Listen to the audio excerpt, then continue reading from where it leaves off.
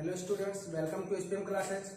आज की वीडियो में आप लोग प्रश्नावली 3.4 को कैसे हल करना है ये सीखेंगे। प्रश्नावली 3.3 में हम आपको दो चर वाले रैखिक समीकरणों को प्रतिस्थापन विधि से कैसे हल करते हैं ये हमने बताया था। और प्रश्नावली 3.4 में यानी कि जो आज हम पढ़ेंगे उसमें हमें किसी दिए हुए दो चर वाले रैखिक समीकरणों को प्रतिस्थापन और विलोपन दो विधियों से हल करना है। उसके बाद हमें यह बताना है कि इन दोनों विधियों में उपयुक्त विधि कौन सी है, मतलब सबसे अच्छी विधि कौन सी है। तो इसके पहले की वीडियो में आपको जब हम प्रतिस्थापन विधि बता चुके हैं तो आप वो स्वयं से करिएगा। किसी समीकरण को विलोपन विधि से कैसे हल करते हैं ये आपको हम आज बताएंगे। तो अगर देखा जाए तो इसमें हमें जो पहला सवाल है वो है x + y = 5 और 2x - 3y = 4।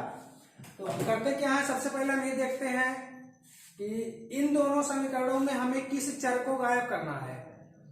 प्रतिस्थापन विधि में हम एक चर का मान दूसरे चर के पद में ज्ञात करते थे, लेकिन यहाँ पर हमें किसी भी एक चर का मान दूसरे चर के पद में ज्ञात ना करके एक चर को ही गायब कर देना होता है। तो अगर मान लीजिए यहाँ से हम जैसे y को गायब करने का प्रयास करें, तो अगर हमें y को गायब करना है तो हम ये देखेंगे कि क्या दोनों समीकरणों में y का जो गुणांक है वो समान है या नहीं। अगर समान है तो ठीक है, और अगर समान नहीं है तो पहले उसे हम समान करेंगे। तो अगर देखा जाए तो यहाँ पर y का गुणांक कुछ नहीं मतलब 1 है, और यहाँ पर y का गुणांक 3 है माइनस में। तो अगर इन दोनों के गुणांकों को हमें बराबर करना हो तो समीकरण 1 को हमें 3 से गुणा करना पड़ेगा। तो यहाँ लिखेंगे समीकरण 1 को 3 से गुणा करने पर, तो अगर 3 से गुणा करें तो 3 × x 3x और 3 × y 3y और 5 × 15 ये समीकरण 1, और 2x - 3y = 4 ये समीकरण 2।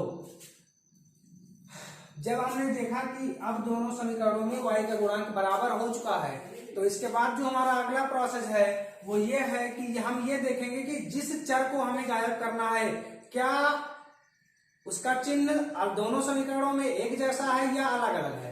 अगर दोनों समीकरणों में जिस चर को हमें गायब करना है उस चर का चिन्ह एक जैसा होता है तो उन दोनों समीकरणों को हमें घटाना पड़ता है, और यदि दोनों समीकरणों में जिस चर को हमें गायब करना है उसका चिन्ह अलग अलग होता है तब उन्हें हमें जोड़ना पड़ता है। तो यहाँ पर देखें तो यहाँ पर +3y है और यहाँ पर -3y है, मतलब ये हुआ कि y का गुणांक जो है वो दोनों समीकरणों में अलग अलग चिन्हों के साथ में है, तो इसे हमें जोड़ना पड़ेगा। और अगर इसे हम जोड़ेंगे तो ये +3y - 3y कट जाएगा, 3 और 2 ये 5x 15 और 4 19 और x = 19/5। फिर यहां से करेंगे क्या, x का मान चाहे आप समीकरण 1 में रखिए या समीकरण 2 में रखिए। प्रतिस्थापन विधि में हमें ये बाउंडेशन था कि अगर हम समीकरण 1 से x का या y का मान निकाल रहे हैं तो उसे हमें समीकरण 2 में रखना पड़ेगा, लेकिन यहाँ पर ऐसी कोई बाउंडेशन नहीं है। आप ये मान जहां चाहे वहां रख सकते हैं। तो x का मान समीकरण 1 में रखने पर, अगर 1 में रखा जाए तो x का मान 19/5 + y = 5 या y = 5, ये अगर बराबर के उस तरफ जाएगा तो माइनस में हो जाएगा, और y बराबर यहाँ पर 5 हमारे पास एलसीएम हो जाएगा, और 5 × 5 25 - 19 y = 25 - 19 6/5। मतलब हमें यहां से मिला x का मान 19/5 और y का मान 6/5। अब अगर आप चाहें तो जो मान आपको x और y का प्राप्त हुआ है ये सही है या गलत है इसकी आप जांच कर सकते हैं। ऐसे हमने आपको प्रतिस्थापन विधि में बताया था। अगर हमें उत्तर की जांच करनी है तो सबसे पहले करेंगे क्या, चाहे समीकरण 1 को लीजिए समीकरण 2 को ले लीजिए और x और y का मान उस समीकरण में रख दीजिए। अगर LHS और RHS दोनों पक्ष बराबर आते हैं तो हमारा आंसर सही है, और अगर बराबर नहीं आते तो हमारा आंसर गलत है। चलिए अगर देखें तो यहाँ x + y है, तो x का मान 19/5 प्लस y का मान 6/5 बराबर हमको लेकर कितना आना है 5।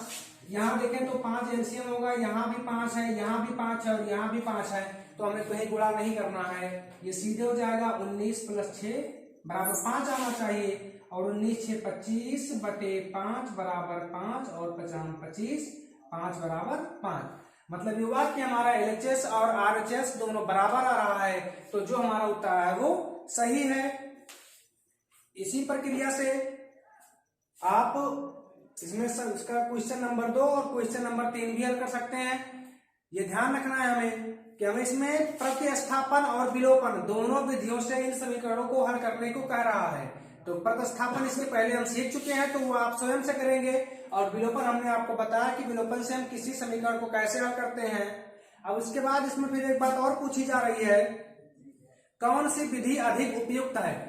तो अगर देखा जाए तो विलोपन प्रतिस्थापन से ज्यादा आसान है, तो यहां पर लिखा जाएगा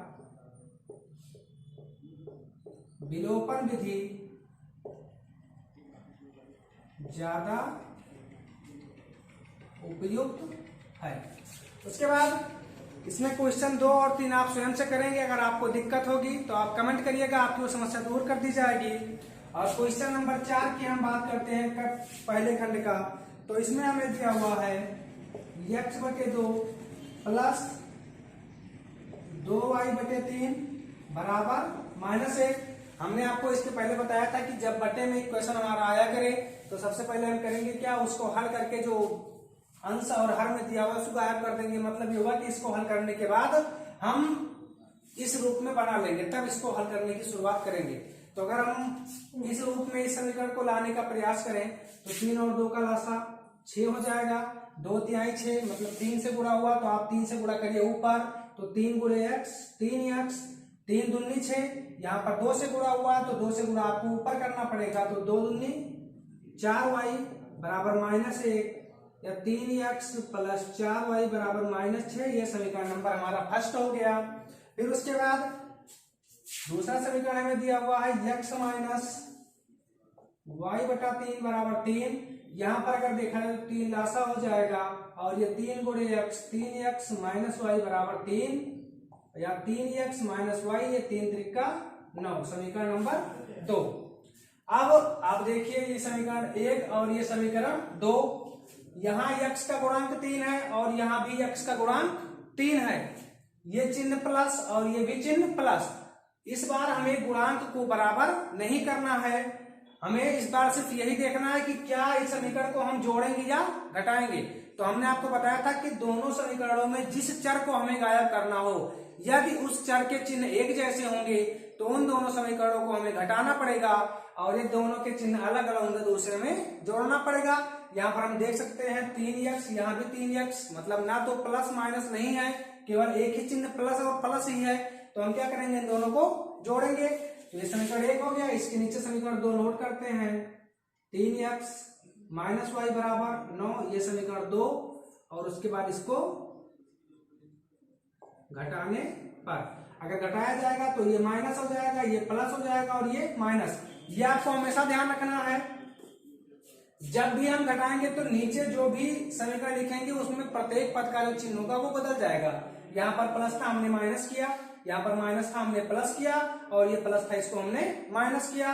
अब आप देखिए plus 3x minus 3x cut जाएगा, प्लस 4y और यह प्लस y हो गया, तो 4 और 1 प्लस 5y बराबर -6 और -9 -15।